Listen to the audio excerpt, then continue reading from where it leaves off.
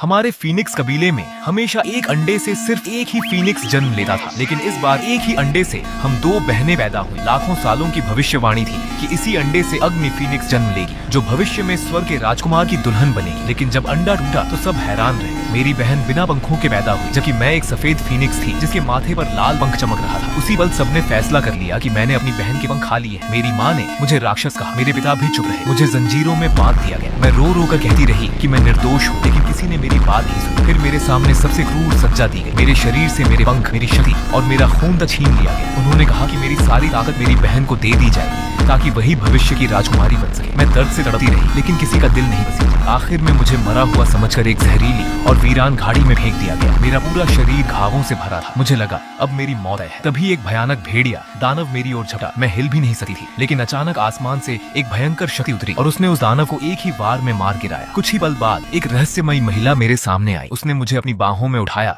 और मुस्कुराकर कहा, अब से तुम अकेली नहीं हो। मैंने पहली बार किसी की आंखों में अपने लिए दया देखी। उसी दिन मेरी जिंदगी बदल गई। जिस परिवार ने मुझे श्राप समझकर छोड़ दिया था, एक दिन वही मेरी असली ताकत से कांपेगा। और जिस सफेद फीनिक्स को सबने कमजोर समझा था, वही एक दिन पूरे स्वर्ग की किस्मत बदलने वाली